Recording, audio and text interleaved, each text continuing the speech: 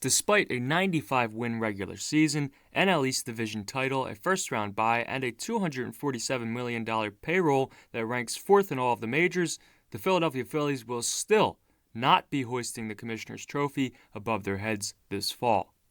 3 years in a row now, they've come up short, with this year being the earliest end to a season since the 2021 campaign where they didn't even make the playoffs. The ball club lost the NLDS to the division rival New York Mets in 4 games. 2024 was without a doubt one of the most disappointing seasons in franchise history, which is saying something considering the franchise has existed for 142 years, has made the playoffs just 17 times, and has just 2 World Series championships. This season was an embarrassment and a complete failure. This video will feature a deep dive in how the Phillies got into this position and where they can go from here. So how did it happen, and where to go from here? There's often talk in sports about championship windows, the limited amount of time a team has to win a championship while their best players are still under contract and playing at their best. For the Phillies, the championship window seems to be closing. They've had 3 opportunities now and have been eliminated a round earlier each year. In 2022, it was a World Series loss. In 2023, an NLCS loss, and now in 2024, an NLDS loss. We've seen this happen before with the Phillies. From 07 to 11, they won the NL East every year. In 08, they captured their first World Series win since 1980.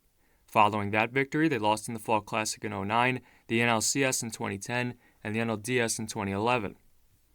The current team feels eerily similar.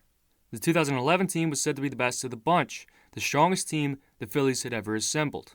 The same sentiment was shared about the 2024 team. The 2011 squad featured their best hitter at first base and at 31 years old. They had a 32-year-old catcher, a 32-year-old middle infielder, and a pair of aces at 32 and 34 years old. The difference between the Chase Utley era Phillies and the Bryce Harper era is that Utley, Rollins, Howard, and those guys had already won a World Series when their decline started. This current collection of players are seemingly entering the back end of their careers and haven't given Philadelphia a championship. Well, why wasn't this year the year? They had virtually the same lineup as the previous year. Zack turned in one of the best seasons of his career. Cristopher Sanchez emerged as a great young pitcher. The bullpen received some upgrades, but still, they somehow had a worse result than the previous year. Well, let's compare. We'll be taking a look at their top 6 players in WAR from the 2023 season and how their 2024 campaign stacked up. First, the Phillies' top player per WAR from 2023, Bryson Stott.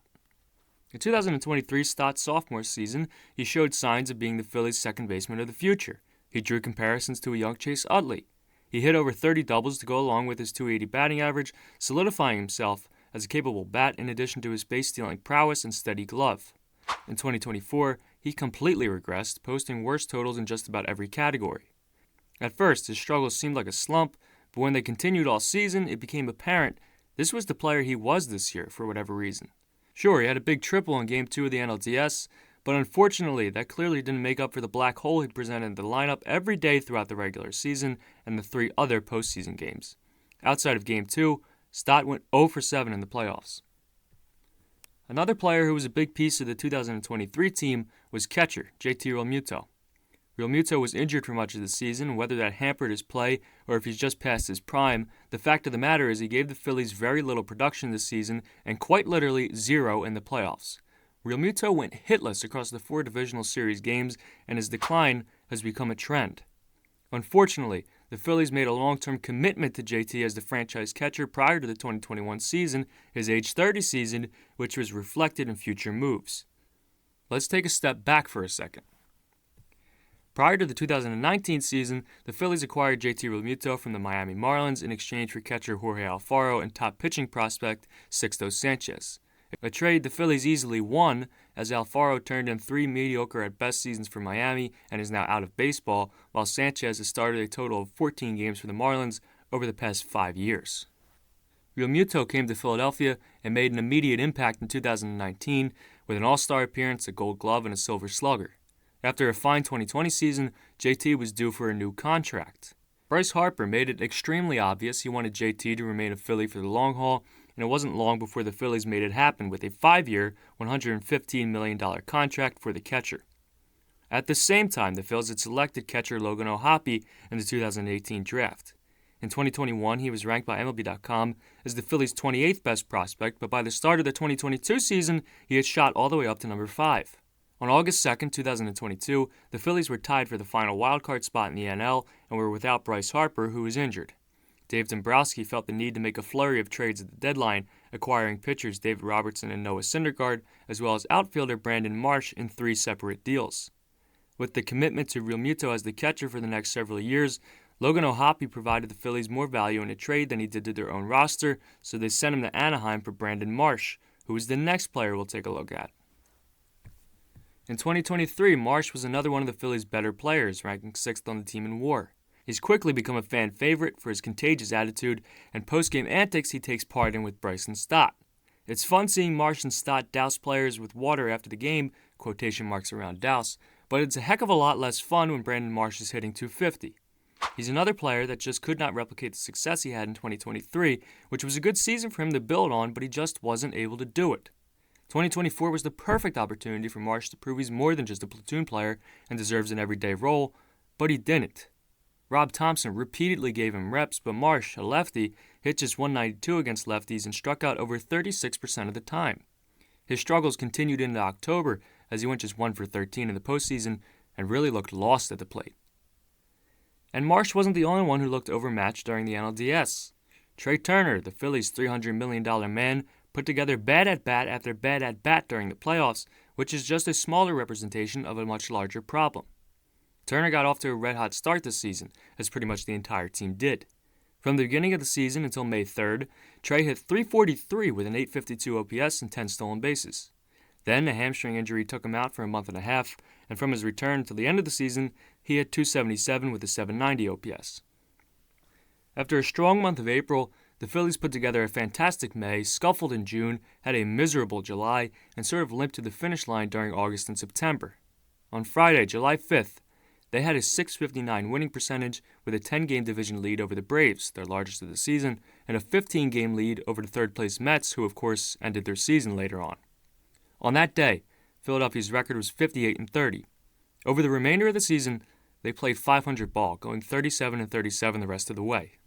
So this NLDS disappointment didn't come out of nowhere. This was a long, slow decline the Phillies endured across the final 3 months of the season.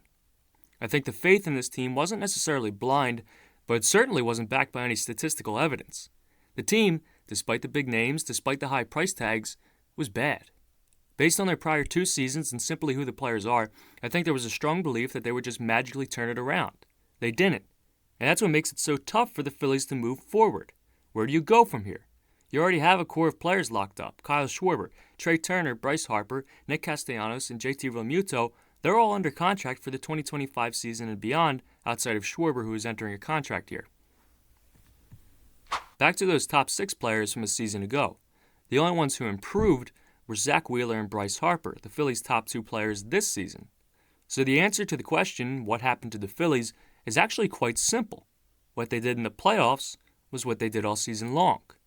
Bryce Harper and Nick Castellanos were the only capable hitters, while the starting pitching was phenomenal, thanks to Zack Wheeler, Aaron Nola, Cristopher Sanchez, and Ranger Suarez. The one major thing that wasn't consistent with the regular season was the bullpen. The Phillies had one of the better bullpens in baseball this year. Heck, I got on this channel a little over a week ago and posted a video where I flaunted the Phillies pitching. While the starters vindicated me, the bullpen completely failed not only me, but they failed the Philadelphia Phillies. Jeff Hoffman was an all-star this year. In the playoffs, he had an ERA of 40.50. He allowed 6 earned runs in an inning and a third. Matt Strahm, another all-star this season, had an ERA of 18 in the playoffs, allowing 4 earned runs in 2 innings. Jose Alvarado is very streaky. He can be really on or he can be really off. This postseason, he had an ERA of 27, so safe to say he was really off.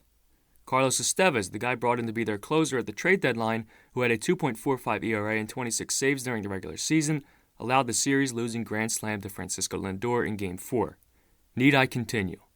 So again, I must ask the question I've probably asked about 19 times by now, where do the Phillies go from here? Well, it's a challenging question because the answer is really nowhere. This is the team, like it or not. You can't blame this one on Rob Thompson. You can't blame this one on Dave Dombrowski. The blame lies solely on the players, and that's okay. This team is going to be what it's going to be. On opening day, I will be stunned if Schwarber, Turner, Harper, Castellanos, and Realmuto aren't in the lineup. Those are your big money players, and that's your core. Harper and Castellanos were good during the regular season and postseason. Schwarber and Turner put together fine regular seasons, but faltered in October. Realmuto was poor for all of it. But those guys aren't going anywhere. The success of this team is in large part relying upon how well those guys play. If they aren't playing well in October, the Phillies won't be. If your elite bullpen is uncharacteristically blowing games, you won't go far. But at the same time, your 6 through 9 hitters can't be completely worthless like they were in the postseason. The Brandon Marshes of the world, the Bryson Stotts of the world, and the one guy I purposely haven't talked about yet, but is in the most interesting situation of any player on the roster, Alec Bohm. Alec Bohm has quickly made enemies within the Phillies fan base after going 1 for 13 in the postseason and then making the comments, "I'm not changing," regarding his approach, and "I know where I'll be," regarding a potential trade this offseason. After going 1 for 13 in a playoff series, in which he also made a few defensive mistakes, might I add, with a terrible approach at the plate, immediately telling the media after you're eliminated from the playoffs that you're not changing is never going to be your best course of action. His poor play plus his comments have led to many fans calling for his departure, but it's important here to separate what the fans think from what the front office thinks. Just because fans want him gone doesn't mean the Phillies are even considering saying goodbye. So what would this potential Alec Bohm trade look like, and how will it benefit the Phillies? First, let's establish what Bohm is. In my eyes, he's a good baseball player who struggled mightily during the postseason and needs to improve. That being said, he's already shown the ability to work on part of his game and really elevate it. That's what we've seen with his defense, so it's definitely something he's capable of. He's not much of a power hitter, and I'm not sure he ever will be, but he's driven in 97 runs each of the past 2 seasons, and while his home runs decreased this year, his 44 doubles ranked him second in the National League and third in all of baseball. I understand he came up small in the playoffs, but so did just about everybody else. It's too early at this point to be able to realistically know what type of trade value Bohm has, so it's really not worth pondering. The idea of a Bohm trade opening the possibility to sign free agent third baseman Alex Bregman seems flat out unrealistic to me. Their top prospect is Aiden Miller, who will likely play third base during the 2026 or 2027 season, so clogging up the position even further just doesn't make sense. On top of that, I really don't see the Phillies committing $100+ million to another 30-year-old. Another free agent fans are interested in is a guy who's younger than 30, and that's Juan Soto. That's another one that just seems entirely unrealistic to me. Soto is expected to fetch somewhere around $500 million this offseason, and I just don't see the Phillies getting themselves involved in that. They already have $800 million tied up in their 1 through 4 hitters, and they couldn't make it past the NLDS. I don't think signing more big-name free agents is the way to go. At the end of the day, the player's name doesn't matter, their production does. That was no more evident than during the NLDS loss for the Phillies. That should be the one lesson we learned this year. Just because you sign big-name players to big contracts doesn't mean you're going to win. But that's just my instant thoughts after a disappointing end to the season. You can point the finger in so many directions, but I don't think it's worth it. Again, it's still October, so it's not like my off-season plan is to just sit on your hands and not do anything. My feeling is just the same as it was last year. This is your team. The Phillies literally have 3 free agents in Spencer Turnbull, Jeff Hoffman, and Carlos Estevez. That's it. The team is going to be the same next year, and I don't think they're going to make any drastic changes, except maybe adding a bat like Teoscar Hernandez or Anthony Santander to their outfield, which would be an improvement. They could trade Marsh or Bohm or Rojas, but it's just too early to tell right now. Bottom line, their stars need to act like stars when it matters. And their guys who aren't stars need to not be terrible. They need to not go 4 for 40 in the postseason like their 6, 7, 8, 9 hitters did this year. The players just need to play to the level they are capable of. That does it for this one. If you stuck around this long, you've probably got to be sick of hearing my voice, but please leave a like and certainly subscribe if you haven't already. Feel free to leave a comment. I typically reply unless you're just being rude or dumb, but I more than welcome conversation. Thanks for watching. I will see you next time.